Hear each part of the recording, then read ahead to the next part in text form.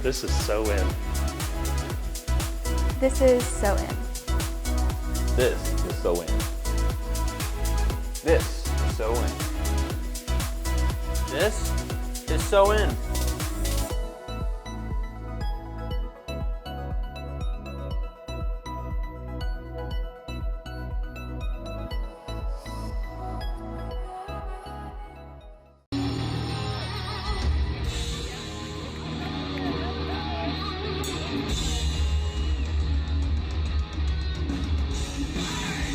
Dave, I've known you since, 2005? Walk back even further than that, though. Who did you want to be when you were a little kid? Oh, wow, that's easy. I remember in 1976, sitting on the porch at my home, and I'm going to try to make this a long story short. A UPS man came to the door, and he brought a package, and everybody was asleep. It was on a Saturday morning. And he says, "Hey, young man, can you take this into the house?" I said, "Sure, no problem." And I took it in the house, and it was a big box, and I opened it up, and it was all these albums. And I just looked through them. I started looking through them. It was Bob Seger, and it was Statler Brothers, and Dolly Parton, and I just kept, feeling my way through the albums. And I got to this one, and I pulled it out, and it was Kiss. And I looked at it, I go, "What is that?" And it was Kiss Destroyer. And they look like superheroes. It looked like my Batman comics. It looked like, and I took the album out, and I put the needle on the record, and I heard na-na-na-na-na-na-na, and I went, "Oh, something's happening." And the next thing I know, I swear to you, Angie, not many people can say this. At 6 years old, I knew what I wanted to do with my life. That very moment, I went, "I'm doing that." And that was the moment. How have you built to where you are now? What band? When did you first start performing? There was a band back in, I was about 18 years old, 17 or 18 years old, and my buddies got together, and I didn't have any musical talent at all. I mean, it was, I couldn't play an instrument, I couldn't sing, I couldn't do anything, but we formed a band, and it was just a punk rock band. And we got together on the weekends and just bashed out songs. And the very first show that I ever did was at Carl Casper's Custom Auto Show. Oh my goodness! And that was over there in the south wing of the fairgrounds.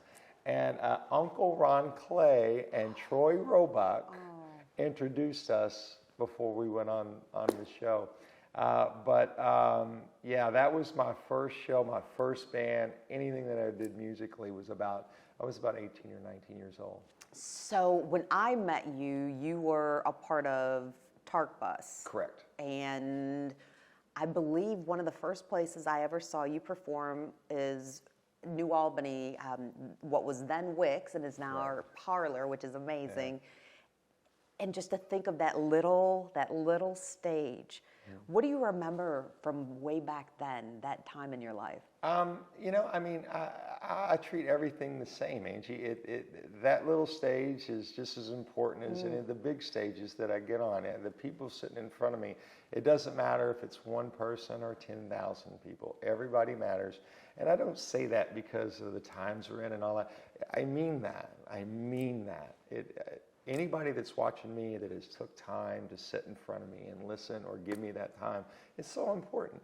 So you treat it with respect. So any stage that I'm on, anybody that shows up, I'm so thankful. So it's just a good thing.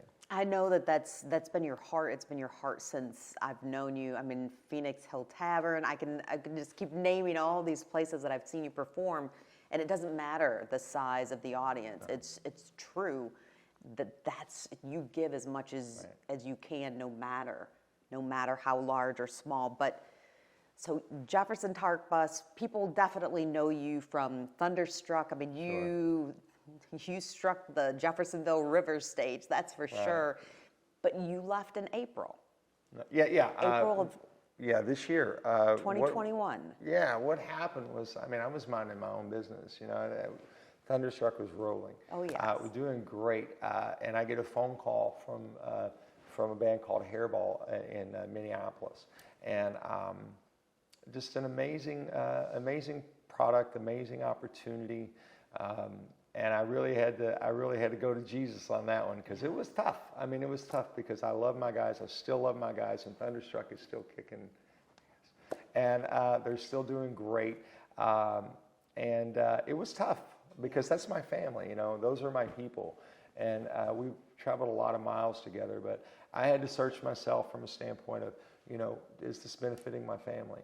Is this going to be something great in the long run? Is this going to be something that is going to do me well in the future? And all of the answers were yes.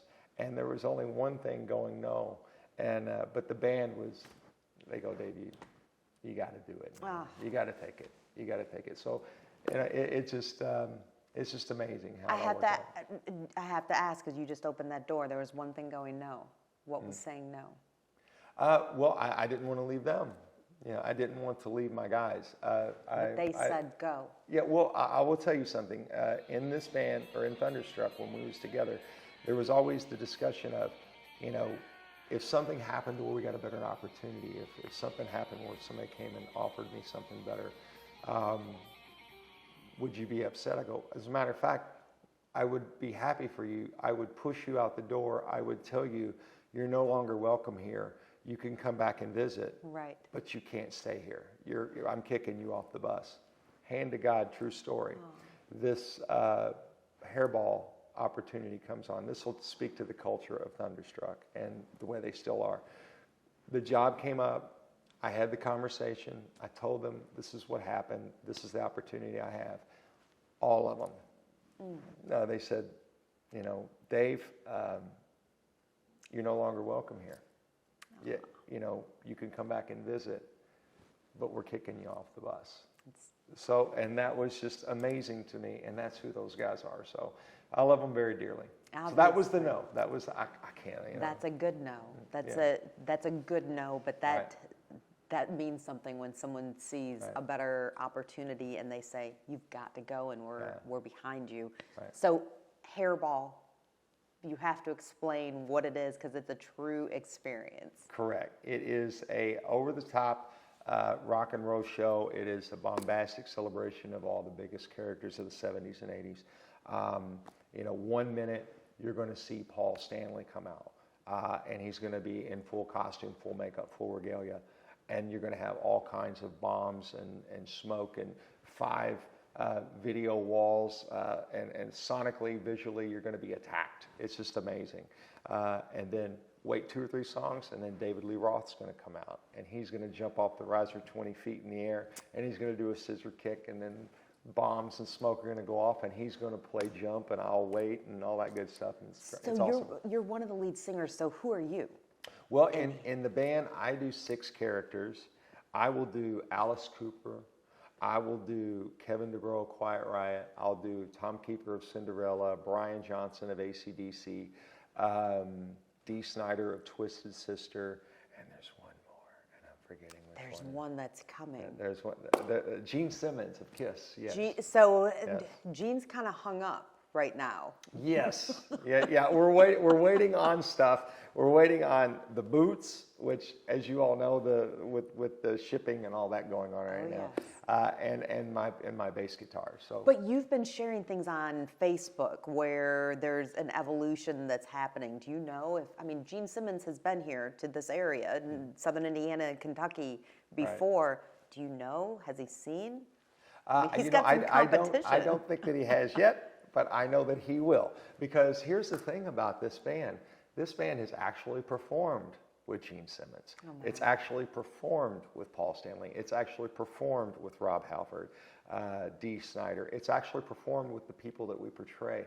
They come out and jump up on stage with us.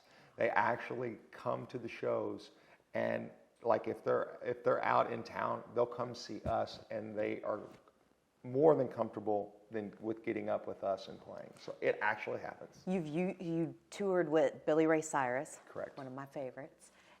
But Gene Simmons, have you ever met him? Yes. As a matter of fact, in 2003, I had a band that was being courted by Gene Simmons. He had restarted his Simmons label. And long story short, and it's a funny story, but it would take too much time, He basically told me I was too old and too tall. Hold on a second. True story. Go ahead. So I'm wearing my big girl shoes today. Stand up for a second here, Dave. Now, I'm going to actually, no, keep standing for a second. I'm going to actually there we go. This would be a much better interview here. Now, see, I feel like a Sasquatch. No, I like this though. So how tall are you? Without boots, I'm 6'5". So he said you're too tall and too old. Yes, and that was 2003. No offense, Mr. Simmons, but Yeah, that was who's talking? Yeah, well, it was a pot and kettle Isn't he? situation. I mean, isn't he a tall man himself? Yes, he's 6'2", but he had a good explanation for it. You know, the way and again, go back to what we was talking about the album that I found, and I looked at it, and you know, that's what I'm going to do. Did you tell him at 6, I saw your album and I knew what I wanted to do and be? There's a lot of layers to this onion. Okay, so we go in the room, and I remember him grabbing me and putting his arm around me, and we're looking in the mirror, and he goes, "Tell me what you see there." And I said, "Gene Simmons with his arm around me." And he goes, "No, tell me what you see." And I said, "Got to be honest, it's pretty hard to get past Gene Simmons with his arm around me." Then he started laughing. He goes, "No, what you see is 2 dinosaurs." He goes, "Let me tell you something." He goes, "We're a nostalgia act, and we know that, but we're so tall. We scare people." He goes, "Most people in the industry are smaller of stature, and we're an anomaly." And I said, "I guess I don't know. Whatever. That's cool." Well, anyway, long story short, he went like this. He says, "This is when I knew it was over in the music business for me. This is when I knew. This is when I knew I had to shift." He said, "You see the star on the store?" We was in Freedom Hall. He said, "You see the star on the store?" I said, "Sure, yeah, I see it." And he goes, "I want to walk in this room, and when I walk in this room, I want to see a 17-year-old Elvis sitting there." And he goes, "And if that 17-year-old Elvis looks at me and says, I can't sing and I can't dance, I'm going to look at him and go, I'll teach you." And I went, "Yeah, we're done here. We're good." But we go flash forward to the end of the night. He was very kind, very generous, gave us front row seats, was very kind to us. I walk backstage, and I go up to Gene, and I said, he was signing autographs. He was in a meet and greet line, doing that big meet and greet. And I said, "Mr. Simmons, can I tell you?" He's got the whole makeup on. It's striking. So he's standing there. I said, "Mr. Simmons, can I tell you something?" And he said, "Sure." He wouldn't even look at me. "Sure." And I says, "I just want to tell you that, my whole life, all I did was what I read in the magazines, which you told me to do, not directly, but I read it and I took it to heart, and it led me right to your doorstep. And I want you to know that I want to thank you for your music. I want to thank you for everything that you've given me from an inspiration standpoint, regardless of what's happened here tonight. I want to thank you." And he just stopped in his tracks, and he goes, "Just a moment." And he says, "Dave, I can see that you're a really nice guy, and you are." He goes, "But I am one person." And he says, "Now, granted, I am Gene Simmons." And he didn't say that like Sure. But he goes, "But I am one person." He goes, "If a doctor tells you you have cancer, are you going to seek a second opinion?" And I go, "Yeah." And he goes, "You ain't going to quit, are you?" And I go, "No." And he goes, "That's my boy." Flash forward 3 years later, I got the job in Billy Ray. I wrote him a note. I sent it to him, and he emailed me back, and he said, "That's my boy." Aww. So it was really cool. Good stuff. That just gave me some goosebumps. Yeah, right good there. stuff. Yeah, Oh. really cool. And then I offered him tickets to the show. Did you give him front row? I told him, I said, "I got tickets to the Billy Ray show if you want to go." You are, a true lesson in don't give up. Oh, no. You embody that in every thank fashion, you. but you have a family. Yeah. You have a family, including some wonderful furry family members who have always been your heart, but you have a wife, Mary Moody, Mrs. Moody. Yeah. What is life like for the two of you with you traveling? I've said it before, we know what we sign up for. Yes. We know what we sign up for. When we got married, she knew what she married, better or worse, as they say. But she's awesome. There's nobody in the world that can put up with my schedule the way that she puts up with it and keep me organized and keep me straight and keep me on the path, if you will. She's the boss. She's the big toe. I'm just the guy, out there jumping around like a Muppet. So I'm, she points, I go. What she says, I do. You know what I'm talking about. Keep your head down, your mouth shut. As you point behind the camera to my husband, who is back there. But I mean, when I say you know what you signed up for, usually that means that we've adopted another animal. But Correct. This is a little different, although you do that as well. It's kind of the same thing, right? I mean, it definitely is, but keeping you on the straight and narrow as well. Some things in your own life have changed. Yeah. For you. Sure. Oh yeah. With everything that goes on in my life, you got to stop and take perspective. You got to stop and look at things. You just got to make sure that you're walking correctly. And if you're not, you have a better chance of screwing it up. So I sit down every day and think about my day and think about how grateful, how thankful, and how humbled I am by the opportunities that I'm given. And it's amazing. It really is. So I'm very fortunate.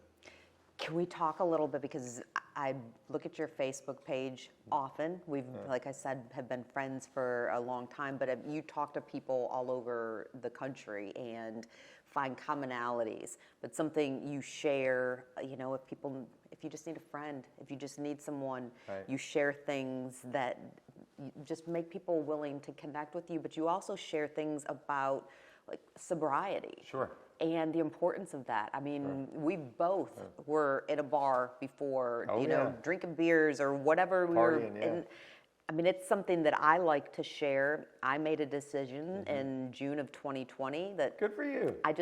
Alcohol doesn't have a place in my life. Let it go. I like a sober life. Yeah. Well, what about for you? Well, I mean, one day I woke up and it was May 1st of 2015, and I said, man, I've just had enough. This lifestyle, if you allow it, can take you on a, you can jump into water and it could just take you down, So I had to pull myself to the side and really address, my mentality, the way that I was approaching things, and realizing that, hey, this is rock and roll, but you also got to pay attention to what you're doing. So the minute that I made that decision is the minute that everything started just turning big time. And I tell anybody that'll listen, the only thing that I lost when I quit drinking was the BS. There was no more apology tour the next day. There was no more calling people up and go, what did I say? What did I do? None of that stuff. It all left, and I didn't have to worry about it. And the truth of the matter is if, and it's an old cliche, but it is true. In my line of work, if I can do it, then literally anybody can do it. You got to understand, I get offered everything. And when I say everything, I mean everything. So how do you do it, though? I like, how I am. I got a sense of humor about it. I'm getting drunk right after this interview. I'm just kidding. Right. I'm just kidding. It's a joke. It's a joke. Right. But it's one of those things where I have a sense of humor about it. Yep. I have to have a sense of humor about it, because if you don't, you can't treat everything so seriously all the time. You address your problems and you work the program. You just make sure that you stay healthy and focused, and that's the way to do it. But what would you say to someone, whether it is by choice or someone realizes they have, a problem and they truly need help? What would you say, just how to get started? Well, you got to want it. That's it. That's the key. That's the whole thing. I remember I called my buddy up and I said, hey man, I think I want to quit. And well, call me when you know that you want to quit. And he hung up. And I went, oh, okay. And then I remember, God rest his soul, Doug Florio. Oh yeah. One of the greatest human beings ever. And just such a wonderful man. Hugely responsible for my sobriety. He was just always, Davey, you're better than this. He was always, you can do this. and horrible New York accent, I know. But he would always pull me to the side and goes, you're meant for better things. You're meant for greater things. You have more to offer than just being an idiot on a stool drinking shots. So come on, and he had that mentality. And then I had several friends that would talk to me about it. And now I offer that advice to other friends. You got to want it. You got to want it. That's it. Do you remember the exact day that you had either your last drink or your first day without? Yeah, it was May 1st of 2015. It was Derby Eve. And my mindset was, if I can do it, because everybody knows Derby Eve. I mean, come on. That's the deal. Derby week, 2 weeks of Derby leading up to it, it's off the hook.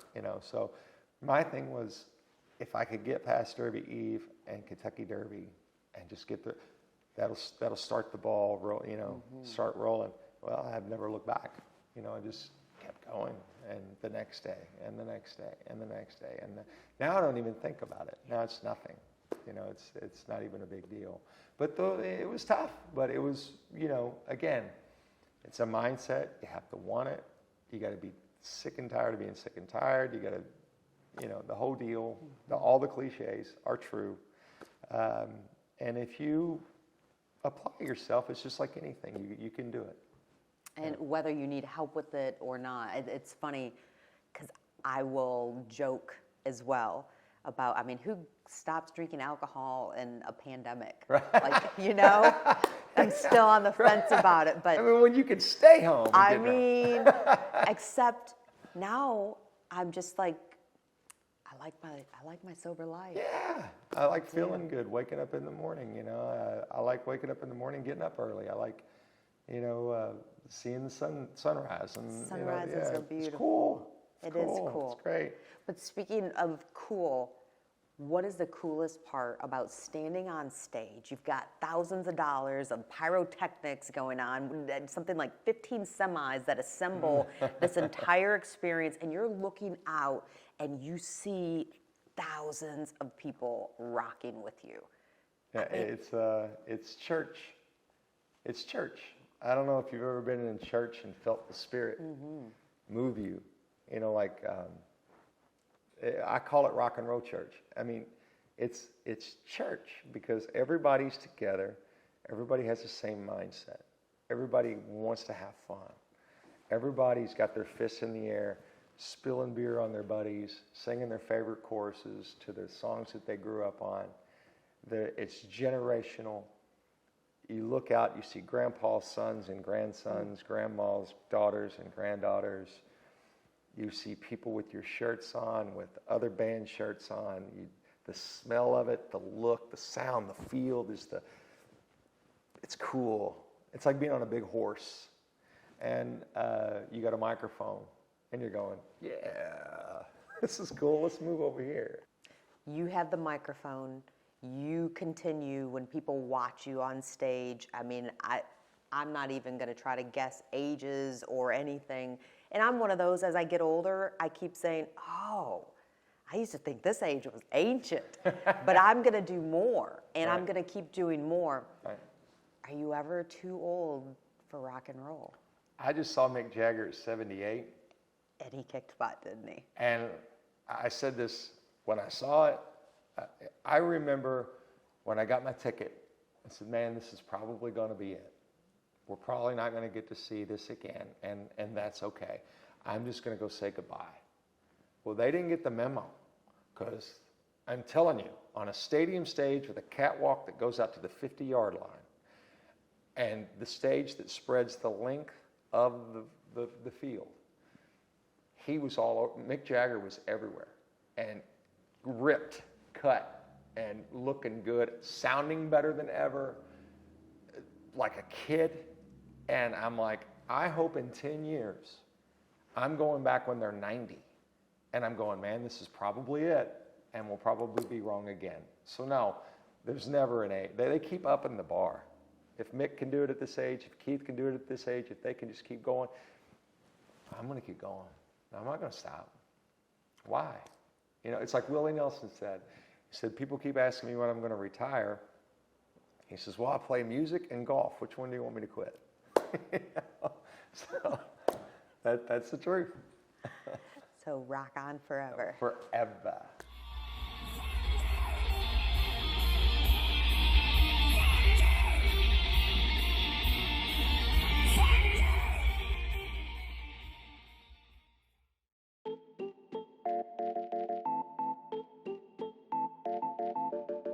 I am Adam Christian, the owner and operator of Adam Pulse Salon. Adam Pulse Salon is a full-service salon, men's hair, women's hair, coming soon are hair replacement services. But we're also much more than that. I've got 12 years experience working in high-end salons that felt cold, clinical, and creating my own space was able to add some warmth, add some color, add some fun, like your hair. Other than just clients, we're also going to be interested in speaking with stylists who are interested in a smaller culture and in a salon environment like the one I've created. I'm Adam Christian of Adam Pulse Salon, and we are excited about our new space.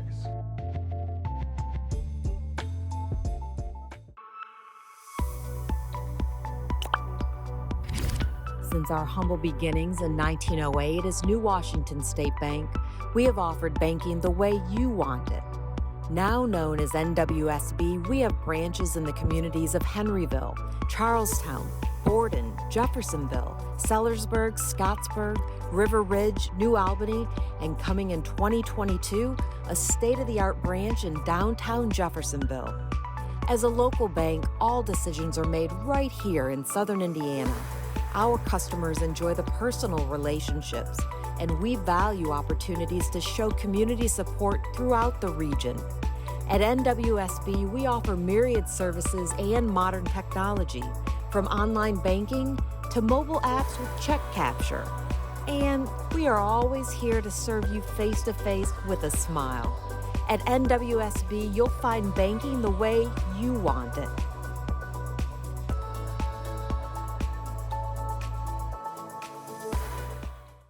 What defines Southern Indiana? Community. The people. Rejuvenation. Local businesses. Sports. Animals and people. Small town. Culture. Community. Great place to own a business. People. Tight-knit community. Tradition. Friends. Neighborhood gatherings. Food is awesome. Southern Indiana is home.